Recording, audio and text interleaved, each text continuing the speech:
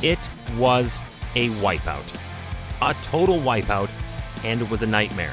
Snowfall caused many areas of the entire country of Afghanistan to have no options for accessibility, making it difficult to obtain a full picture of the impact of the natural disaster. Hi, I'm Chris May, host of This Day in Weather History, a podcast from the Weather Network in Canada. The full picture of the impact of this series of catastrophic events would unfold, and it was far greater than anyone could have imagined when it happened this day in weather history. Nuristan Province, Afghanistan.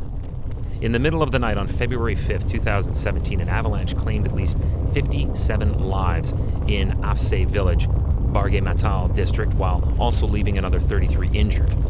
Response teams, including search and rescue and emergency medical teams, quickly arrived shortly thereafterward the next morning on the 6th. Of note, 2 metric tons of emergency dry food, cash assistance, medical supplies, and World Health Organization pneumonia and basic health kits were eventually delivered. But, as it was becoming clear, this was not an isolated incident. 22 out of the country's 34 provinces were reported to have been affected by avalanche.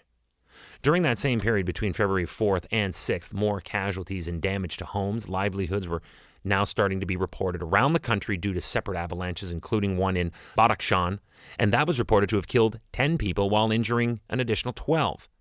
Heavy snowfall and rain can easily and critically destabilize a snowpack, and in this event, we had it all. Very quickly, the death toll from around the country had risen to at least 116 people. 87 homes were also reported to have been damaged. And yet another avalanche was reported to have made a direct hit on a market at Medina in Parun, Nuristan. It's reported that 1 person was killed and 3 injured in that one. In addition, 13 houses and 15 shops were totally destroyed. And there was a heavy toll on the collateral damage to livestock and vehicles. Logistics were next to impossible for many affected because the area is just so remote. It's next to impossible on any other day to access, and now you had most roads blocked by heavy snow. As a matter of fact, the snow in places was as deep as 2.5 meters.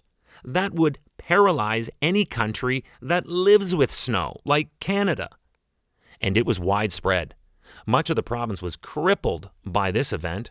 They attempted for 2 helicopters to lend assistance, but they were unable to land on the 6th due to poor weather conditions, and that was the only flight carrying humanitarian supplies that would eventually land, but it couldn't do it until the 7th. The national government stepped up to assist families financially for the loss of loved ones and quickly distributed the equivalent of what would amount to around $750 US to each family that had lost a family member, and about $300 US to those who sustained injuries that prevented income. For the duration of the immediate crisis, all flights that were not deemed an immediate priority to deploy more humanitarian teams and drop further supplies were restricted from all airspace. It was a full-on humanitarian crisis. A team of rescue operators was brought in by Afghanistan officials to help the victims. The United Nations humanitarian coordinator pledged to support the rescue operations along with the Afghanistan government. The Afghan relief group, Red Crescent, reported from the worst-hit areas that most of the houses that collapsed were poorly constructed from clay and mud bricks. Now, back it up.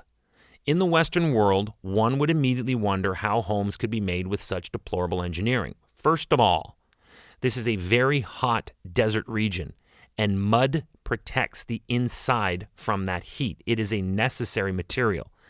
However, second, and most important, because this historic country has been the constant victim of war, corruption, and overall poor international foreign policy, they also suffer extreme poverty. So, no air conditioners because there is poor to no infrastructure. All right. At the time, the Afghan Red Crescent Society said that around 2,617 families, that equals roughly 15,702 individuals, had been directly affected by the avalanches. So, those experienced and dedicated Red Crescent volunteers distributed sleeping bags, blankets, tents, and tarps to help the victims of the avalanches that struck this day in weather history. Tomorrow is February the 6th, and for this episode we're going to go back to 2008, the greater Toronto area known as the GTA, they were hit with a winter blizzard, which is a rare event. You don't normally have blizzards in actually downtown CN Tower, Toronto. So this would make it one of the worst storms they'd had in close to 30 years. It was one of those storms where you just sort of look out and you think, where in the world are we going to put all of this snow? The snowfall was nonstop for 24 hours, but we're going to get through it tomorrow, right here on this day in weather history with me, your host, Chris May.